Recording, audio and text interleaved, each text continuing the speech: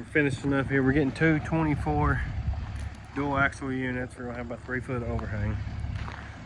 But that guy you see leaving right there, he is not a camper hauler. He hauls cars in Canada. But those 2 units he's got right there are going to Canada.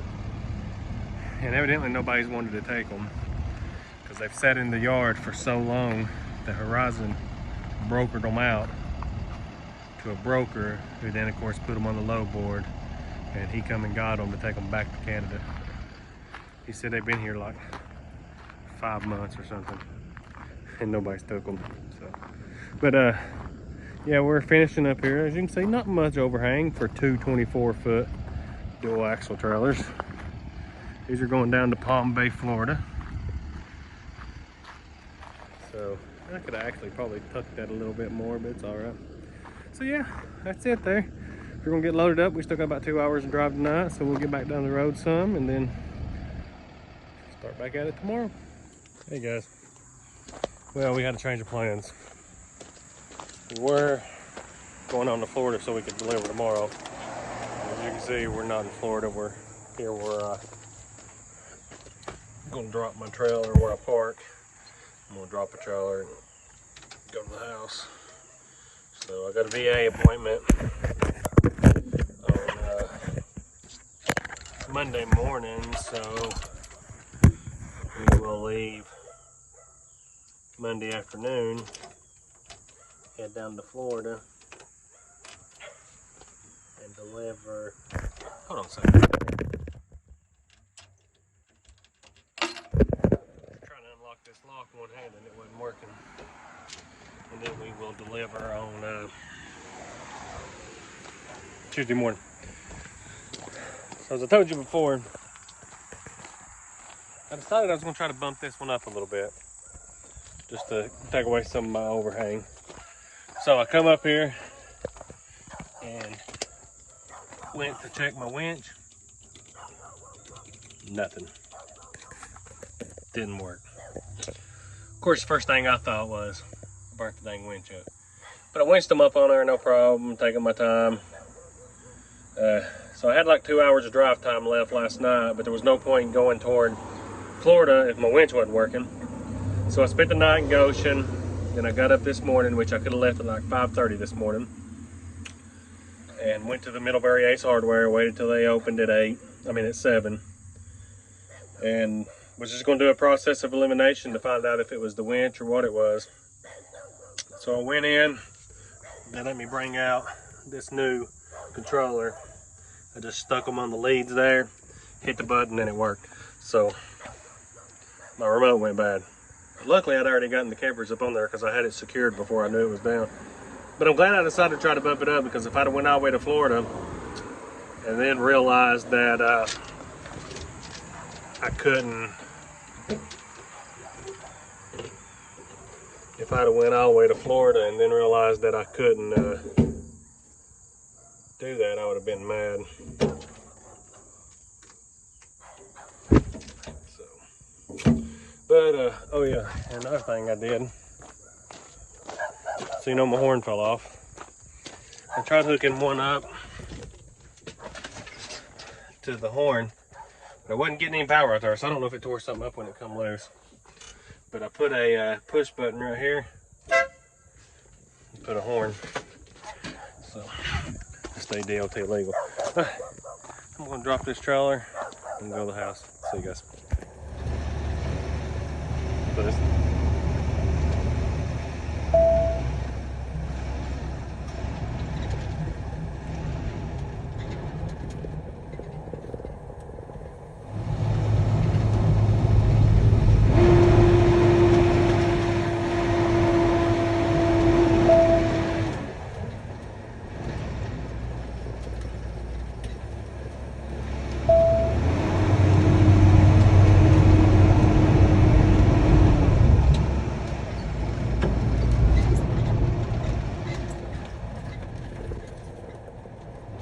love it when I get that new Sprinter van.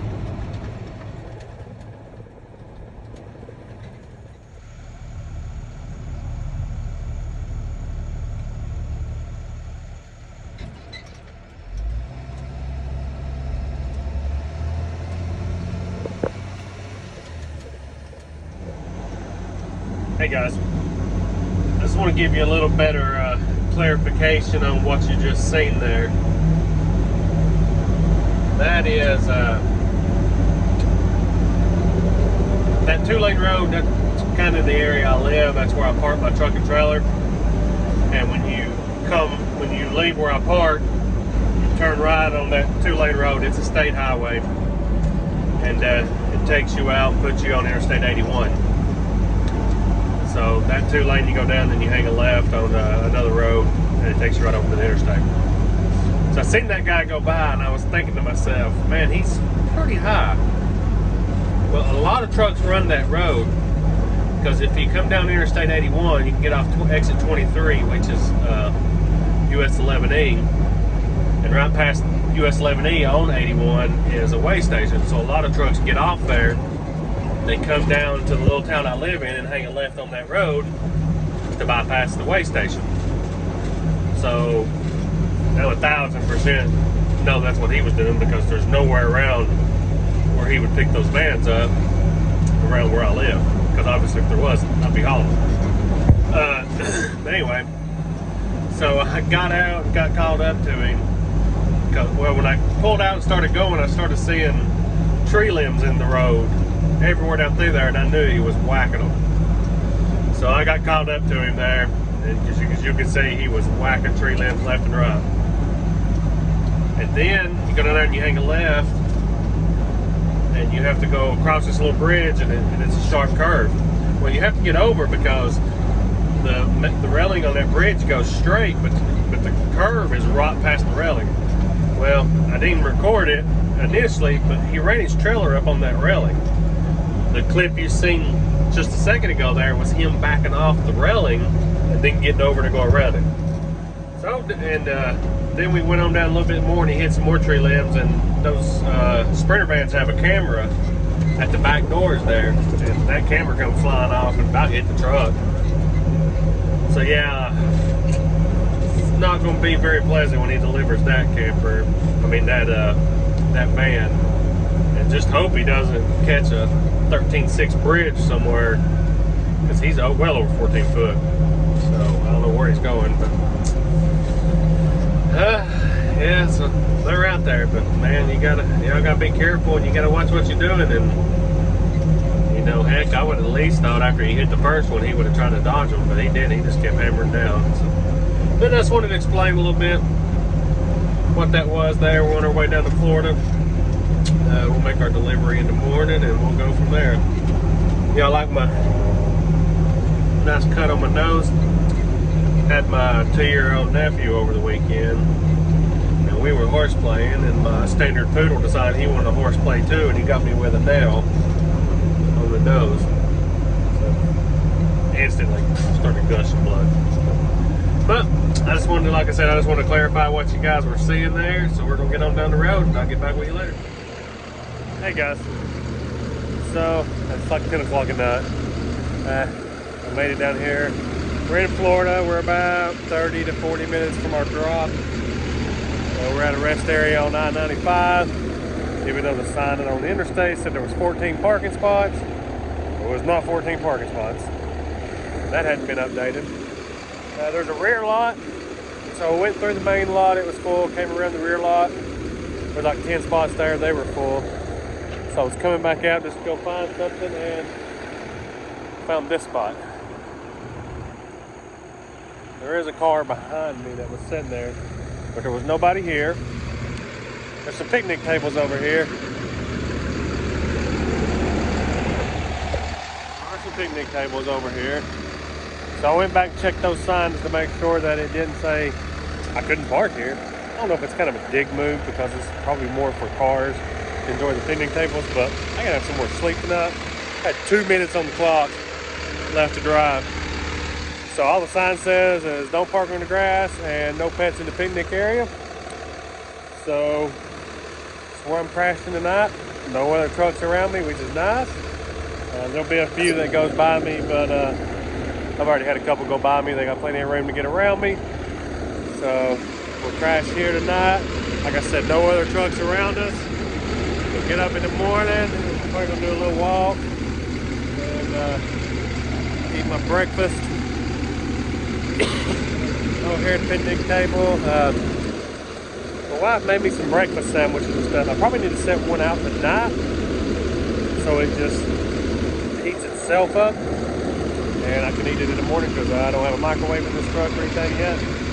And obviously I'm not at a truck stop to eat with a microwave. So we're gonna go use the restroom and watch some TV and call it a night. See you guys.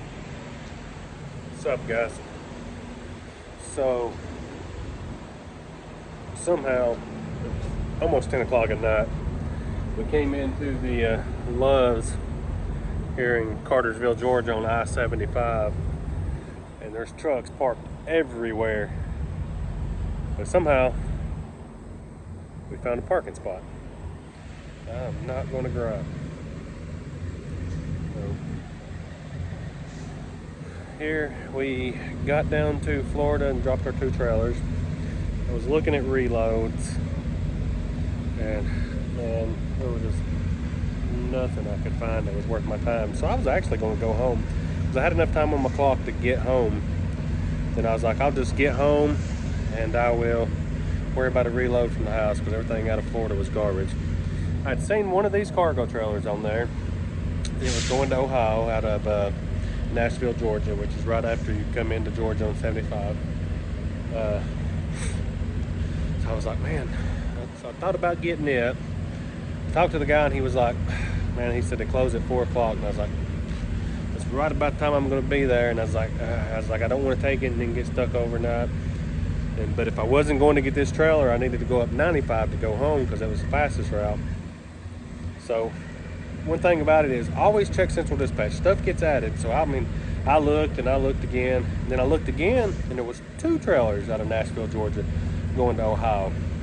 So I called the guy back up and I was like, hey, you got 2 trailers? He's like, yeah. I was like, I think I can make it by 4 o'clock, dude. I was like, I'll go over there and get them. He said, well, the thing is one's at one lot and the other one is like 20 miles apart. I'm like, out of Nashville, that's quality cargo. I said, their lots are crossed. So I call them up. I'm like, hey, you guys got a second lot that's like 20 miles away or something? And she was like, no, our lot's across the street. And it's like, that's what I thought. I said, what time y'all close? And she said, 5 o'clock. So I called the guy back and I was like, hey, they don't close till 5 o'clock, and they're both at the same lot.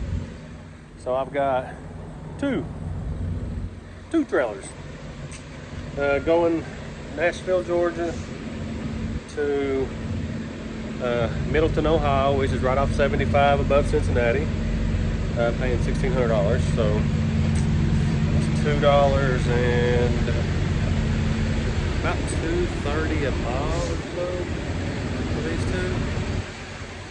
So not bad. I was happy with that, so I snatched them up and we'll deliver them tomorrow. But so like I said, when it comes to Central Dispatch, check. And don't let these brokers get the best of you out here. I called about a few cars from out of Florida down there, and one was picking up right where I dropped the campers off. And I called about it, and they're like, well, somebody call you back. And I'm like, I'm not waiting around. Well, somebody did call me back shortly after, and he was like, yeah, the customer can't pay that much. And I'm like, I'm not interested. He's like, wait a minute. And I was like, nope, not interested. See you. So I hung up the phone. Not even going to fool with it. You post it on there for a rate to get my attention, and then say the customer can't pay that. Well, why are you posting it if they can't pay that? You can take it and stick it. So, but and it has been hot today. I'm sweaty. I'm nasty. I'm going to take a shower. I just wanted to check in and show you what we had here. Like I said, just a couple. Can't really tell too good down through there, but just a couple cargo trailers. Barely any overhang. They are 8.5 foot wide, so they are at the very edge of the trailer on both sides. I did use my wobble wheel, make sure I got them on there straight. But we're gonna take a shower and we'll catch you guys later. We are in here in Ohio. It's the next day. Got them unloaded. It was those 2. Put them side by side. That front one, which is the black one to the right, was a little bit of a pain. It was wanting to walk off the side, so I had to put my wobble wheel on, and it leaned the front end over this way to bring the back end back that way.